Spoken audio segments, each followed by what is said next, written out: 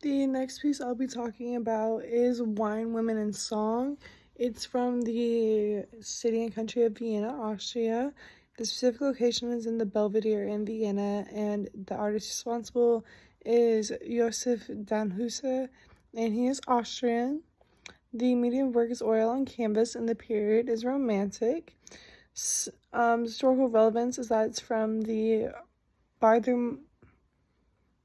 Biedermeier era, I think is how you say it. I have no idea.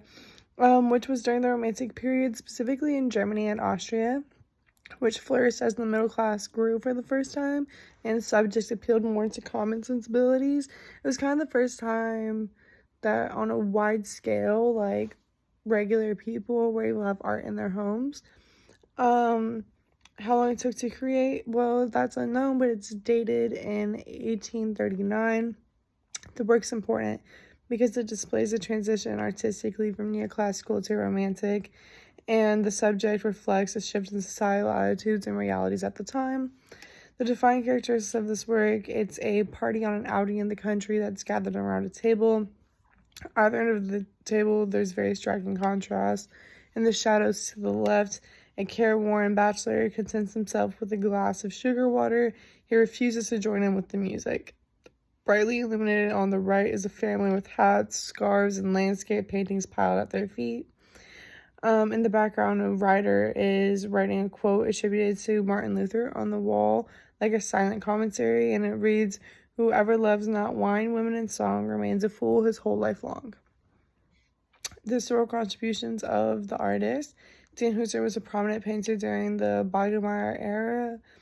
Although his works went largely underappreciated at his time, his works centered around moralizing subjects.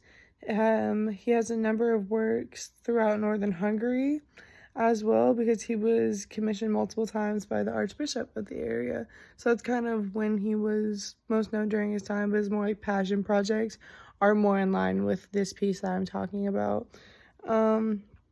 My personal observation was the juxtaposition and everything, as I mentioned, kind of the defining characteristics section, because it's like a criticism of the elitist lifestyle, and it's not hidden, but it's also not just like in your face obvious, if that makes sense. Like, you have to look, but not like you have to look hard. Like, at first glance, you're just like, oh, it's a little like carefree scene, but then you actually like look at the wall and stuff, and you're like, oh, wait a second, I don't know.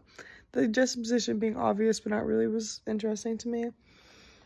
Why did I choose this work? It's kind of, my observation was that it was more than meets the eye. You had to like think about it a little bit. How does it compare to other works from the period? It's a bit different than others in the Biedermeier era, just composition wise. It looks pretty different than what I've seen, even though he was a prominent painter during that time. But the theme, since the theme is not pulled from like a real life event or scene, it's more imaginative, but that does fit well into like the characteristics of romanticism.